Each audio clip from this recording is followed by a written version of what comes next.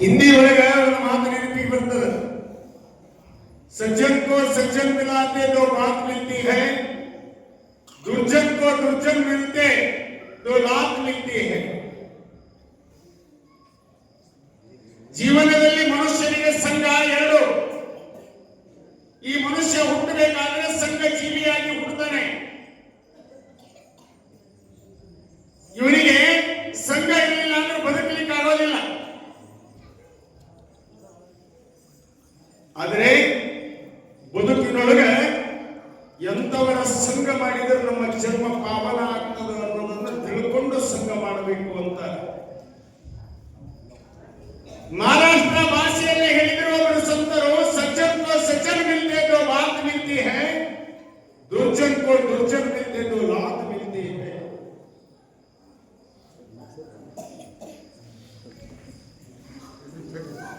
ಹೆಣ್ಣು ಕುಲದ ಉದ್ಧಾರಣೆಯಾಗಿರ್ತಕ್ಕಂಥ ಜಗದ್ಗುರು ಅಕ್ಕಮಹಾದೇವಿ ಒಂದು ಮಾತು ಹೇಳ್ತಾರೆ, ಸಜ್ಜನರ ಸಂಘವದು ಹೆಜ್ಜೆಯನ್ನು ಸವಿದಂತೆ, ದುರ್ಜನರ ಸಂಘವದು ಬಚ್ಚಲ ರೊಚ್ಚಿನಂತೆ. ಯಾವ ಸಂಘವನ್ನು ಮನುಷ್ಯ ಮಾಡಬೇಕು ಅಂತಂದ್ರೆ, ಯಾರ ಸಂಘ ಮಾಡಿದ್ರೆ ನಿನಗೆ ಒಳಿತಾಗ್ತದೋ ಅಂತವರ ಸಂಘವನ್ನ ಮಾಡಬೇಕು. ಹೇಳ್ತಾರಲ್ಲ, ಗಂಧೆಣ್ಣೆ ಜೋಡಿ ಜಗಳ ಮಾಡಿದ್ರೆ ಚಿಂತಿಲ್ಲ. 16 ಬಾಟ್ಲಿ ಮಾರೋ ವ್ಯಾಪಾರಿ ಸೇಂಟ್ ಮಾರೋಲ್ಲಿ ಜಗಳ ಮಾಡಿ ಬಾಟ್ಲಿ ಹೊಡೆದು ಅವಾಗ ನಿಯಮ ನಾವು ಹೊಡೆದ್ರು ನಿಮಗೆ ಬೆಲೆ ಅದ. ಯಾಕ್ರಿ ಮೈಗೆ ಏನೋ ನಾಡ್ತದಲ್ಲ ಅಂತ. ಮತ್ತೆ ಅದೇ ಹರಿಯ ನಿಯಮ ಜೋಡಿ ಇಡ್ಲಿ ಬಡ್ಡಿ ಜೋಡಿ ಗೆಳತನ ಮಾಡಿದ್ವಿ ಅಂದ್ರ ನಿನಗೆ ಏನಂದ್ರೆ ಅಲ್ಲಿಯ ಸಂಘಗಳು ಬರ್ತಾವ. ಹಿಂಗೆ ಇಡ್ಲಿ ಮಾರೋರ್ಗತಿ ಅಂತ. ಅದಕ್ಕೆ ಹೇಳ್ತಾರೆ, ಸಜ್ಜನರ ಸಂಘ ಹೆಜ್ಜೆಯನ್ನು ಸವಿದಂತೆ. ಇವತ್ತು ಬ್ರಾಹ್ಮಣರ ಕುಲದಲ್ಲಿ ಹುಟ್ಟಿರ್ತಕ್ಕಂಥ ಬಸವಣ್ಣ ತಂದೆಯ ಮಾತಿಗೆ ಎದುರುತ್ತರ ಕೊಟ್ಟು ನಿಮ್ಮ ಬ್ರಾಹ್ಮಣ ಸಮಾಜಕ್ಕೆ ಧಿಕ್ಕಾರವಿರಲಿ ಎಂದು, ನಿಮ್ಮ ಬ್ರಾಹ್ಮಣ ಸಮಾಜಕ್ಕೆ ಧಿಕ್ಕಾರವಿರಲಿ. ಯಾಕೆ? ಹೆಣ್ಣಿಗೊಂದು ಶಾಸ್ತ್ರ, ಗಂಡಿಗೊಂದು ಶಾಸ್ತ್ರ, ಜಾತಿಗೊಂದು ಶಾಸ್ತ್ರ, ಮಾತಿಗೊಂದು ಶಾಸ್ತ್ರ. ನಿಮ್ಮ ಶಾಸ್ತ್ರ ನಮಗೆ ಬೇಡ. ನಾವೆಲ್ಲರೂ ಒಂದೇ, ಹೆಣ್ಣು ಒಂದೇ, ಗಂಡು ಒಂದೇ. ಜಾತಿ ಎರಡೇ ಎರಡು, ಒಂದು ಗಂಡು ಒಂದು ಹೆಣ್ಣು. ಮುಂಜಿ ಮಾಡೋ ಕಾರ್ಯಕ್ರಮಕ್ಕೆ ಬಸವಣ್ಣ ಧಿಕ್ಕಾರ ಮಾಡಿ ಕಪ್ಪಡಿಯ ಸಂಗಮನಾಥನಲ್ಲಿ ಈಶಾನ್ಯ ಗುರುಗಳಿಂದ ಉಪದೇಶ ಪಡೆದು 12 ವರ್ಷ ಅಧ್ಯಯನ ಮಾಡಿದ್ದಾನೆ. 6 ವರ್ಷಕ್ಕೆ ಮನೆ ಬಿಟ್ಟಾನೆ, 12 ವರ್ಷ ಅಧ್ಯಯನ ಮಾಡಾನೆ, 18 ವರ್ಷದವನಾಗಿದ್ದಾನೆ ಬಸವಣ್ಣ.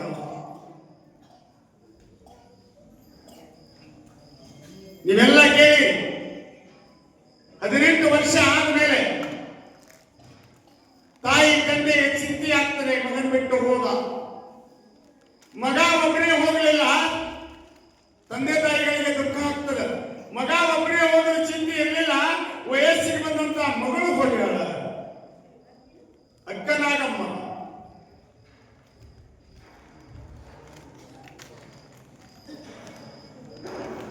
ಅಕ್ಕನಾಗಮ್ಮನಿಗೆ ಶಿವದೇವಯ್ಯ ಅಂತಕ್ಕಂಥ ಮಾದರಾಂಬಿಕೆಯ ಸಹೋದರ ಕಾಕನ ಮಗ ಶಿವದೇವಯ್ಯರ ಜೊತೆಗೆ ಅಕ್ಕನಾಗಮ್ಮನ ಮದುವೆ ಮಾಡ್ತಾರೆ. ಅದು ಹೇಗೆ ಮದುವೆ ಮಾಡ್ತಾರೆ ಅಂತಂದ್ರೆ, ಕೂಡಲ ಸಂಗಮದಲ್ಲಿ ಶರಣರು ಒಪ್ಪುವಂತಹ ಮದುವೆಯನ್ನ ಅವರು ಮಾಡ್ಕೊಂಡು ಬರ್ತಾರೆ. ಇವತ್ತಿನ ದಿವಸ ಬಸವಣ್ಣನವರ ಮದುವೆಯ ಸಂದರ್ಭ. ಮದುವೆ ಅಂತಂದ್ರೆ ಮ ಅಂದ್ರೆ ಮಮತೆ, ದು ಅಂದ್ರೆ ದುಡಿಮೆ, ವೇ ಅಂದ್ರೆ ವ್ಯವಹಾರ.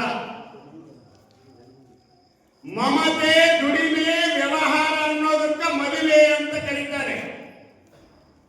ಮದುವೆ ಅಂದ್ರೆ ಒಂದು ದೈಹಿಕ, ಒಂದು ಮಾನಸಿಕ. ಒಂದು ದೈಹಿಕ ಮನಸ್ಸು ಎರಡು ಪರಸ್ಪರ ಕೂಡೋದಕ್ಕ ಏನಂತ ಕರೀತಾರೆ ಅಂದ್ರೆ ಮದುವೆ ಅಂತ ಕರೀತಾರೆ. ಒಂದು ಹೆಣ್ಣು ಶಾರೀರಿಕವಾಗಿ ಮತ್ತು ಮಾನಸಿಕವಾಗಿ ದೇಹಗಳು ಬೇರೆ ಬೇರೆ ಆದ್ರೂ ಮನಸ್ಸು ಒಂದಿತ್ತು ಅಂತಂದ್ರ ಅದಕ್ಕೆ ಮದುವೆ ಅಂತ ಕರೆದರು ಶರಣ. ಬಸವಣ್ಣನಿಗೆ ಬಲದೇವ ಮಂತ್ರಿಯ ಮಗಳಾಗಿರ್ತಕ್ಕಂಥ ಸೋದರ ಮಾವನ ಮಗಳು ಗಂಗಾಂಬಿಕೆ, ಮಾದಲಾಂಬಿಕೆಯ ಅಣ್ಣ ಮಾದಲಾಂಬಿಕೆಯ ಅಣ್ಣ ಬಿಚ್ಚವನ ಆಸ್ಥಾನದಲ್ಲಿ ಮಂತ್ರಿಯಾಗಿದ್ದ.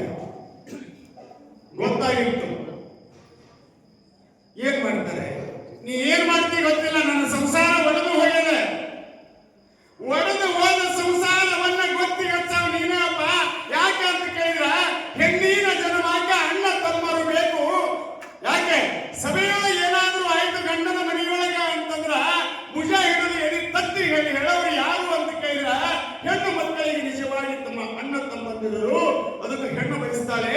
ಏನು ಅಂತ ಕೇಳಿದ್ರ ಹೆಣ್ಣಿನ ಜನ್ಮಾಕ ಅಣ್ಣ ತಮ್ಮರು ಬೇಕು. ಹೆಣ್ಣಿಗೆ ಹೆಣ್ಣು ತಾಯಿಯಾದವಳು ಬಯಸ್ತಾಳಂತೆ ನನಗೆ ಅಣ್ಣ ತಮ್ಮಂದಿರು ಇರಬೇಕು ಅಂತ. ಭುಜ ತಟ್ಟುತ್ತಾರೆ ಸಭೆಯೊಳಗೆ. ತಂಗಿಗೆ ಏನಾದರೂ ಆಯ್ತು ಅಂದ್ರ ಒಂದು ಧೈರ್ಯದಿಂದ ಎದುರಿಸಿ ಆ ಪರಿಹಾರವನ್ನು ಮಾಡುವಂತಹ ಶಕ್ತಿ ಅಣ್ಣ ತಮ್ಮಂದಿರಿಗಿರ್ತದೆ. ಹೇ ಭಗವಂತ, ನಾನು ಹೆಣ್ಣಾಗಿ ಹುಟ್ಟಿಸಿದೆಲ್ಲ, ಹುಟ್ಟಿಸಿದ ಮೇಲೆ ನನಗೆ ಅಣ್ಣ ತಮ್ಮಂದಿರನ್ನು ಕೊಡುವಂತ ಜಾನಪದ ಸಾಹಿತ್ಯದೊಳಗೆ ಕೇಳಿಕೊಂಡು ಬರ್ತಾರೆ. ಅದಕ್ಕೆ ಮನುಷ್ಯ ಜೀವನದೊಳಗೆ ಆಡಂಬರದ ಜೀವನ ಭಗವಂತನನ್ನು ಮುಟ್ಟೋದಿಲ್ಲ.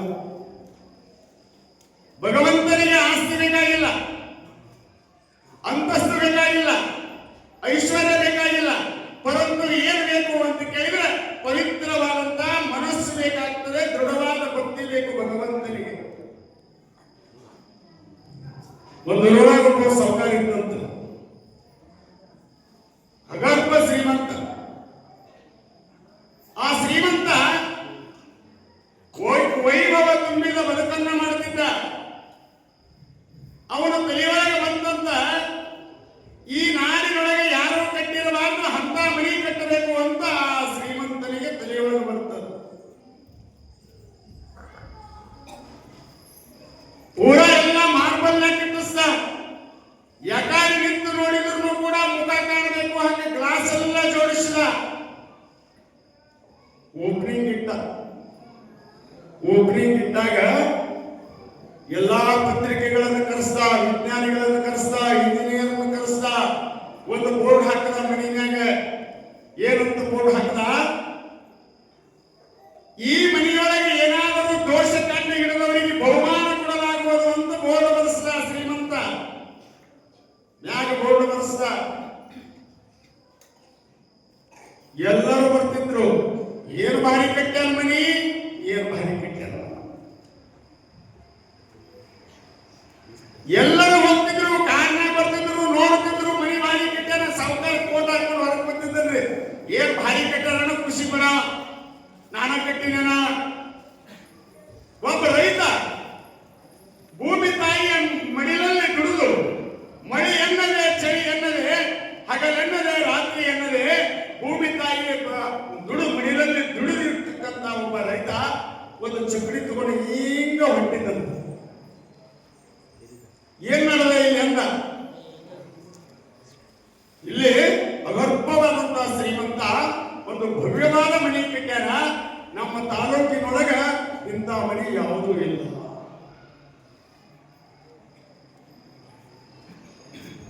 ಅವಾಗ ಅಲ್ಲೊಬ್ಬ ಯಜಮಾನ ಹೇಳ್ತಾನ, ಆ ಮನೆ ನೋಡಿವ ನೀನು, ಎಂದರ ನಿನ್ನ ಜೀವನದ ಒಮ್ಮೆ ನೋಡಿಯೇ ಇಲ್ಲೋ, ಇದೊಂದು ಮನೆ ನೋಡಿವ ಅಂತ. ಅಲ್ಲೇ ಎತ್ತುಗಳು ಗಾಡಿ ಐತ್ರಿ, ಗಾಡಿ ಕಟ್ಟಿ ಮನಿ ನೋಡಕ್ ಟೈರ್ ಸುತ್ತಕೊಂಡು ಹೋದ. ಮನಿ ನೋಡದ, ಎಲ್ಲಾ ಇಂಜಿನಿಯರ್ ಅದಾರೆ, ಎಲ್ಲರೂ ಬಂದಾರೆ, ಎಲ್ಲರೂ ಮನಿ ನೋಡ್ತಾರೆ.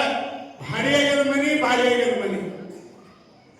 ಕರೆ ಇವ ಹೋದ, ಈಗ ಹೈದು ಬಂದವನಿಗೆ ಒಂದು ಮಾತಂದ, ಈ ಮನಿ ಯಾವ ಕಡಿಸ್ಯಾನ ಅಂದ. ಈ ಮನಿಗೆ ನಡಗಂಬ ಸರಿ ಇಲ್ಲ, ಈ ಮನಿಗೆ ನಡಗಂಬ ಸರಿ ಇಲ್ಲ, ಯಾವ ಕಡಿಸ್ಯಾನ ಮನಿ ಅಂತ ಒಟ್ಟ ಅನ್ಕೋತ ಹೋಗ್ಬಿಟ್ಟ. ಅವ ಹೊರಗೆ ಬಂದಿದ್ದಂದ್ರೆ ಕೋಟ್ ಹಾಕೊಂಡು ಅಲ್ಲಿ ಇನ್ನೋರು ಕೇಳಿದ್ರು ಸೌಕಾರ ಅಂತ ಹೋದ್ರು. ಯಾಕ್ರಿ ಏನ್ರಿ ಒಬ್ಬ ರೈತ, ಸಾಮಾನ್ಯ ಒಬ್ಬ ರೈತ ಈ ಮನೆಯೊಳಗೆ ಸುತ್ತ ಹೊರದು ನೋಡಿ ಈ ಮನೆಗೆ ನಡಗಂಬ ಸರಿ ಇಲ್ಲ ಅಂತ ಹೆಸರಿಟ್ಟು ಹೋದ. ಸೌಕಾರ ಅಂತಲೇ ಗಿರ್ರಂದ್ರೆ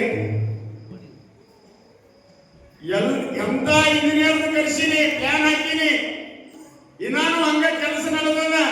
ಒಬ್ಬ ಸಾಮಾನ್ಯ ಹೊಲದೊಳಗೆ ದುಡಿತಕ್ಕಂತ ರೈತ ನಾ ಕಟ್ಟಿದ ಬಿಲ್ಡಿಂಗಿಗೆ ಒಂದು ನಡಗಂಬ ಸರಿ ಇಲ್ಲ ಅಂತ ಹೇಳಿದಾನ, ಅವನ ಮನೆ ಎಂತದಿರ್ಬೇಕು ನೋಡಬೇಕು ಅಂತ ಸೌಕಾರರ ಭ್ರಮೆ ಇತ್ತು. ಸೌಕಾರನ ತಲೆ ಚಕ್ರಮಾಯ್ತು. ಎಲ್ಲೇನವ ಈಗಾಗ ಹೊಟ್ಟ ನೋಡ್ರಿ, ಅವ ಮುಂದೆ ಚಕ್ರಿ ತಗೊಂಡು ಮುಂದೆ ಹೊಟ್ಟ, ಸೌಕಾರ ಮನೆ ಮುಂದಿನ ಕಾರ್ ತಗೊಂಡು ಅವ್ರ ಹಿಂದೆ ಹೊಟ್ಟ. ಹೋದ್ರಿ ಹೋಗಿ ಅವ್ರ ಮನೆ ಮುಂದೆ ಚಕ್ರಿ ತರಬದ, ಚಕ್ರಿ ತರಬಿ ಎತ್ತುಗಳ ಕಟ್ಟಾಕ ಹೋದ, ಕಾರ್ ತರಬಿ ಕೋಟು ಸೂಟು ಪುಟುಗಳನ್ನ ಹಾಕೊಂಡು ಶ್ರೀಮಂತ ಮನೆ ಮುಂದೆ ಬಂದು ನಿಂತ. ಯಾರದಿರಿ ಮನೆಯೊಳಗೆ? ಪಂಪಿ ಒಂದು ಗುಡಿಸಲ್ರಿ, ಒಂದು ಗುಡಿಸಲು ಮನೆ. ಆ ಗುಡಿಸಲು ಮನೆಯೊಳಗೆ ಯಾರದಿರಿ ಮನೆಯೊಳಗೆ ಅಂದ ತಕ್ಷಣ ಹೆಣ್ಮಗಳ ತಲೆ ಮೇಲೆ ಸೆರೆ ಹೊತ್ಕೊಂಡು ಹೋಗ್ಬೇಕು ತಾಯಿ. ಮುತ್ತೈದೆ ಆಗಿರುವಂತಹ ಹೆಣ್ಣು ಮಗಳು ಏನ್ ಮಾಡಿದ್ಲು ಅಂದ್ರ ತಲೆ ಮೇಲೆ ಸೆರೆ ಹೊತ್ಕೊಂಡಪ್ಪ ಯಾರು ಬಂದಿರಿ ಬರಿ ಅಂತ ತಿಳ್ಕೊಂಡು ಗಪ್ರಿ ಹೋಗಿ ಮುಚ್ಚರಿ ನೀರು ಮುಟ್ಲು. ಕೈಕಾಲು ಮುಖ ತೊಳ್ಕೊಳ್ರಿ. ಇಲ್ಲಮ್ಮ ನಾನು ಕೈಕಾಲು ಮುಖ ತೊಳ್ಕೊಳಕ್ ಬಂದಿಲ್ಲ, ಈ ಮನೆ ಯಜಮಾನ ನೋಡ್ಬೇಕಾಗ್ಯದ. ಅವ್ರು ಬರ್ತಾರೆ ನೀವು ಮೊದಲು ಕೈಕಾಲು ಮುಖ ತೊಳ್ಕೊಳ್ರಿ. ಕೈಕಾಲು ಮುಖ ತೊಳ್ಕೊಂಡ ತಕ್ಷಣ ಒಳಗೆ ಬರ್ರಿ. ಇಡ್ಲಾಕ್ ಇರಲಿಲ್ಲ, ಕುರ್ಚಿಲ್ಲ ಮನೆಯೊಳಗೆ. ಒಂದು ಚೀಲದ್ದು 4 ಚುಂಗಡಿ ಅಂತದು, ಅದ್ರ ಮ್ಯಾಗ ಒಂದು ಚೀಲ ಹಾಸಿ ಅಪೋಡ ಇದ್ರ ಮ್ಯಾಗ ಕುಂದ್ರಿ. ಕುಂತ ತಕ್ಷಣನೇ ವಿಭೂತಿ ಹಚ್ಕೊಳ್ಳಿಕ್ ತಂದು ಕೊಟ್ಟರು. ಒಂದಿಷ್ಟು ದೂರದಿಂದ ಬಂದಿರೋದ್ರ ಅಪೋಡ ಒಂದಿಷ್ಟು ಸಕ್ಕರೆ ನೀರ ಕುಡಿರಿ ಅಂತ ತಿಳ್ಕೊಂಡು ಸಕ್ಕರೆ ಕೊಡ್ಲಿಕ್ಕೆ ಸಕ್ಕರೆ ತಿಂದ, ನೀರು ಕುಡಿದ. ಆಮೇಲೆ ಚಹಾ ಮಾಡಿದ್ರು. ಚಹಾ ಕುಡಿತಿದ್ದ ಅವ ಯಜಮಾನ ಮನುಷ್ಯ ಬಂದ್ರಿ, ಮನೆ ಯಜಮಾನ ನೋಡದ ಮಕ್ಕಳ ಕಾಲದ ಸೌಕಾರ ಕೋಟು ಸೂಟು ಕೂಟ ಹಾಕೊಂಡಿದ್ದ ಕುಂತಿದ್ದ. ಅವಾಗಂತಾನ, ಅಪ್ಪಾರ ನೀವ್ಯಾಕೆ ಬಂದಿರಿ? ನಾನ ಬರ್ತಿದ್ನಲ್ರಿ ಹೇಳಿ ಕಳಿಸಿದ್ರ. ಇಲ್ಲಪ್ಪ, ನಾನು ಬಂದದ್ದು ಅಹಂಕಾರದಿಂದ, ಅಧಿಕಾರದ ಮನದಿಂದ, ಸೊಕ್ಕಿನ ಮನದಿಂದ ಬಂದಿದ್ದೆ. ನೀನು ಅಂದ ಮಾತು ಕರೆಯದ, ಯಾಕಂದ್ರ ಮುಂಬೈನಿಂದ ಬೆಂಗಳೂರಿಂದ ಬಂದಿರ್ತಕ್ಕಂಥ ಇಂಜಿನಿಯರ್ಗಳಿಂದ ನಾನು ಪ್ಲಾನ್ ಆಗಿ ಕಳಿಸಿದ್ದೆ. ಕರೆ ನಡಗಂಬ ಸರಿ ಇಲ್ಲ ಅಂತ ನೀ ಹೇಳಿದ್ದೆಲ್ಲ ಕರೆಯಪ್ಪ, ನನ್ನ ಮನೆಗೆ ನಡಗಂಬ ಮುರಿದದ, ನಡಗಂಬ ಸರಿ ಇಲ್ಲ ಅಂತ ಹೇಳಿದ. ಯಾಕೆ ಹೇಳದ ಅಂತ ಕೇಳಿದ್ರ, ಭವ್ಯವಾದ ಮನೆ ಕಟ್ಟಿದ್ರು ಮುಖ್ಯ ಅಲ್ಲ, ಮನೆಯೊಳಗೆ ನಡಗಂಬ ಯಾರು ಅಂತ ಕೇಳಿದ್ರೆ ಮುತ್ತೈದೆ ಆಗಿರ್ತಕ್ಕಂಥ ಅವರ ಧರ್ಮ ಪತ್ನಿನೇ ನಡಗಂಬ. ಮತ್ತೆ ಯಾರೇ ಮತ್ತೆ ಗುಂಡನ್ ಶಾಸ್ತ್ರಿಗಳು ಅದಾರನ್ರಿ ಅಂತ ನಾವೆಲ್ಲಾರದ ಏನಾದ್ರು ಪುರಾಣ ಹೋದಾಗ ಮನೆಗೆ ಬಂದ್ರೆ ಗಬಕ್ಕನೆ ಬಾಗಿಲ ಹಾಕೊಂಡು ನಮ್ಮ ನಡಗಂಬ. ಯಾರೇ ಬರ್ಲಿ ಇವತ್ತು ನಿಮ್ಮ ಮನೆಗೆ, ವೈದಿಗಳ ಬರ್ಲಿ, ಯಪ್ಪ ಯಾರಾದ್ರೂ ಬರ್ಲಿ ಅಂತ ತಿಳ್ಕೊಂಡು ಒಂದ್ಸರಿ ನೀರು ಕೊಟ್ಟು ಅವ್ರಿಗೆ 2 ಮಾತು ಹೇಳಿ ನೀವು ಕಳಿಸಿದ್ರಿ ಅಂತಂದ್ರೆ ತಾಯಂದಿರಲ್ಲಿ ಮೊದಲ ಸಂಸ್ಕಾರ ಇರಬೇಕು. ನಾ ಯಾಕೆ ಹೇಳ್ತೀನಿ ಅಂತ ಕೇಳಿದ್ರೆ, ಸಂಸ್ಕಾರಗಳು ಬಹಳ ಮುಖ್ಯವ ಜೀವನದೊಳಗೆ. ನಮ್ಮ ಮಕ್ಕಳಿಗೆ ಆಸ್ತಿ ಮಾಡೋದು ಬೇಡ, ಮಕ್ಕಳನ್ನೇ ಆಸ್ತಿ ಮಾಡೋಣ. ಮಕ್ಕಳಿಗೆ ನಾವು ಎಂತ ಸಂಸ್ಕಾರ ಕೊಡ್ತೇವೋ ಆ ರೀತಿಯಾಗಿ ಮಕ್ಕಳು ಬೆಳೀತವೆ. ಇವತ್ತು ಬಸವ ಪುರಾಣ, ಈ ಬಸವ ಪುರಾಣದಾಗ ಯಾಕಂತಂದ್ರೆ ನೋಡ್ರಿ, ಈ ಪುರಾಣ ಪ್ರವಚನಗಳು ಯಾಕೆ, ಈ ಮಠಗಳು ಯಾಕೆ ಅಂತ ಕೇಳಿದ್ರು ಒಂದು ಕಥೆ ಹೇಳ್ತೀನಿ ನಿಮಗೆ. ಟೇಲರ್ ಅರಿವಿ ಯಾರು ಟೇಲರ್ ಅರಿವಿ ಹೊಲಿತಾರೆ ನೋಡ್ರಿ. ಒಬ್ಬ ಟೇಲರ್ ಮನ್ಯಾಗ ಅರಿವಿ ಹೊಲಿತಿದ್ದೇವೆ. ಅರಿವಿ ಹೊಲಿಯಾಗ ಮಗ 7 ಗಂಟೆ ಇದ್ದ ಬುಕ್ಕ ಓದ್ತಿದ್ದೆ ಕುತ್ಕೊಂಡು. ಅವ ಕೇಳ ಯಪ್ಪ ಅಂದ. ಅವಾಗ ಮಗ ಅಂತ ಯಾಕೋಪ ಅಂದ. ಯಪ್ಪ ಕತ್ರಿ ಬೆಲೆ ಎಷ್ಟು ಅನ್ನ? ಕತ್ರಿ ಬೆಲೆ 200 ರೂಪಾಯಿ ಅಂತ. ಮತ್ತೆ ಸೂಜಿ ಬೆಲೆ ಎಷ್ಟು? ಸೂಜಿ ಬೆಲೆ 1 ರೂಪಾಯಿ. ಯಪ್ಪ ನಿನಗೆ ತಲೆ ಕಟ್ಟೋದು ನೋಡು ಮಗ. ಯಪ್ಪ ನೀನು ಪಕ್ಕ ತಲೆ ಕಟ್ಟೋದು ನಿನಗನ್ನ ಯಾಕೋ ಅಂತ. ಯಪ್ಪ 200-300 ರೂಪಾಯಿ ಕೊಟ್ಟು ಕತ್ರಿ ತಂದಿರಿ, ಕಾಲ ಹೊಡಿತೀನಿ, ಕಿವಿ ಇಟ್ಕೋತಲ್ಲ ಯಾಕ ಅಲ್ಲ 200 ರೂಪಾಯಿ ಕೊಟ್ಟಂತ ಕತ್ರಿ ಕಾಲಾಗ ಹೋಗಿದ್ದೀವಿ, 1 ರೂಪಾಯಿ ಕೊಟ್ಟಂತ ಸೂಜಿ ಕಿವಿ ಇಟ್ಕೋತಿದೆಯಲ್ಲ ಯಾಕ? ಅದಕ್ಕೆ ಬಂದಿರ ತಲೆ ಕೆಟ್ಟದ ಅಂದೆ. ತಮ್ಮ, ಇಲ್ಲಿ ಬೆಲೆ ಮುಖ್ಯ ಅಲ್ಲ, ವೈಭವ ಮುಖ್ಯ ಅಲ್ಲ, ಸಂಪತ್ತು ಮುಖ್ಯ ಅಲ್ಲ. ಏನು ಮುಖ್ಯ ಅಂತ ಕೇಳಿದ್ರ 200 ರೂಪಾಯಿ ಕೊಟ್ಟಂತ ಕತ್ರಿಗೆ ಬೆಲೆ ನೋಡಬೇಡ. ಇದು ಅಖಂಡವಾಗಿರ್ತಕ್ಕಂಥ ಒಂದು ಬಟ್ಟೆಯನ್ನ ಕತ್ರಿ ತುಂಡು ತುಂಡು ಮಾಡಿ ಕತ್ತರಿಸಿ ಬೇರೆ ಬೇರೆ ಮಾಡುವಂತ ಕೆಲಸ ಮಾತ್ರ ಕತ್ರಿಗೆ ಅದ.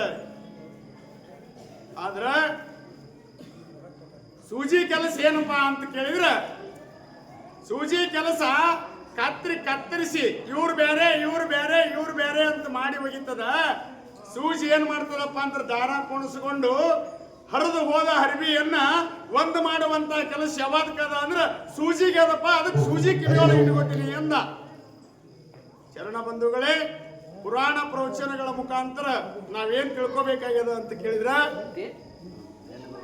ಇವತ್ತಿನ ದಿವಸ ನಾವು ಏನು ತಿಳ್ಕೋಬೇಕು ಅಂತ ಕೇಳಿದ್ರೆ ಜೀವನದೊಳಗೆ ಕತ್ರಿ ಅಖಂಡವಾದ ಅರಿವೆಯನ್ನ ಕತ್ತರಿಸಿ ತುಣುಕು ಮಾಡ್ತದ. ಅದಕ್ಕೆ ಇದನ್ನ ಕಾಲಾಗ ಹೋಗ್ತೀನಿಪ್ಪ. 1 ರೂಪಾಯಿ ಕೊಟ್ಟಂತ ಸೂಜಿ ಕತ್ತರಿಸಿ ಒಗೆದ ತುಣುಕ ಒಂದು ಮಾಡಿ ಒಂದು ಅಂಗಿ ಮಾಡ್ತದಲ್ಲ, ಅದಕ್ಕೆ ಅದನ್ನ ಕಿವಿಯಾಗಿ ಇಟ್ಟುಕೊಂಡಿನಿ ಅಂತ. ಹಾಗೆ ಈ ಬಸವ ಪುರಾಣ ಅಂತಕ್ಕಂಥದ್ದು ಏನು ಅಂದ್ರೆ, ಊರೊಳಗೆ ಯಾರೇ ಇರಲಿ ಸ್ವಲ್ಪ ವೈಮನಸ್ಸು ಇರುವ ಪುರಾಣ ಪ್ರವಚನ ಜಾತ್ರೆಗಳು, ಡೊಳ್ಳಿನ ವಾದಕಗಳು, ನಾಟಕಗಳು ಇವೆಲ್ಲ ಏನು ಅಂತ ಕೇಳಿದ್ರೆ ಎಲ್ಲಾ ಜಾತಿಗಳೊಳಗೆ ಒಬ್ಬೊಬ್ಬರು ನಾಟಕ ಕಲಿತು ಎಲ್ಲಾ ಹೆಣ್ಮಕ್ಳು ಬರಲಿ, ಎಲ್ಲಾ ಊರವ್ರು ಬರಲಿ ಅಂತ ಹೆಂಗ ಒಂದು ಮಾಡಿಸ್ತದೋ ಹಾಗೆ ಈ ಬಸವ ಪುರಾಣ ಬಸವಣ್ಣನವರ ಸಂದೇಶ ಏನದ ಅಂದ್ರೆ, ಇವನಾರವ ಎಂದೆನಿಸದಿರಯ್ಯ, ಇವ ನಮ್ಮವ ಎಂದೆನಿಸಯ್ಯ, ಕೂಡದ ಸಂಗಮ ದೇವ ನಿಮ್ಮ ಮನೆಯ ಮಗನೆಂದೆನಿಸಯ್ಯ. ಯಾರು ಎಲ್ಲರೂ ಒಂದರರು, ಇಲ್ಲೆಲ್ಲ ಸಿದ್ಧಾರೂಢಪ್ಪನ ಮನದಾಗ ಎಲ್ಲರೂ ನಾವು ಸಿದ್ಧಾರೂಢಪ್ಪನ ಮಕ್ಕಳಾಗಿದ್ದೇವೆ. ಬಸವಣ್ಣ ಇವತ್ತು ವಿಶ್ವಗುರು ಬಸವಣ್ಣನವರ ಪುರಾಣ ನಡೆದಂದ್ರೆ ನಾವೆಲ್ಲರೂ ಬಸವ ಭಕ್ತರಾಗಿ ಬಂದೆವು ಅಂತಂದ್ರೆ, ಬಂದಿದ್ದಕ್ಕೂ ಕೂಡ ಈ ಪುರಾಣ ಪ್ರವಚನ ಕೇಳಿದಕ್ಕೂ ಕೂಡ ನಾವು ಧನ್ಯರಾಗ್ತೇವು ಅನ್ನುವಂತ ಮಾತು. ಬಸವಣ್ಣಗ ಮದುವೆ ಎಂದಾಗ ಬಸವಣ್ಣ ಧಿಕ್ಕರಿಸ್ತಾನೆ, ನಾನು ಮದುವೆ ಆಗೋದಿಲ್ಲ, ನನ್ನನ್ನ ಮದುವೆ ಎಂಬ ಬಂಧನದೊಳಗೆ ಸಿಲುಕಿ ಹೆಣ್ಣಿನ ಸಂಘವನ್ನ ಹಾಕಿ ಮಾಯಾ ಮೋಹದ ಪರದೆಯಲ್ಲಿ ಹಾಕಿದರೆ ನಾನು ಮದುವೆ ಆಗೋದಿಲ್ಲ ಅಂತ ಬಸವಣ್ಣ ಎದ್ದು ನಿಲ್ತಾನೆ. ತನ್ನ ಸೋದರ ಮಾವನಿಗೆ ಎದೆಗೊಟ್ಟು ಎಂದೂ ಎದುರಾಡದ ಬಸವಣ್ಣ ನಾನು ಮದುವೆ ಒಲ್ಲೆ ಅಂತಕ್ಕಂಥ ಮಾತನ್ನ ಬಸವಣ್ಣ ಹೇಳಿದಾಗ ಜಾತವೇದ ಮುನಿಗಳ ಹತ್ತಿರ ಬಲದೇವ ಮಂತ್ರಿಗಳು ವಿನಂತಿಸಿಕೊಂಡಿರ್ತಾರೆ. ಗುರುಗಳು ಹೇಳಿದ ಮಾತು ಯಾರೋ ಮೀರುವುದಿಲ್ಲ ನೋಡಿ. ಗುರುಗಳು ಹೇಳಿದ್ರು, ಬಸವಣ್ಣ, ಏ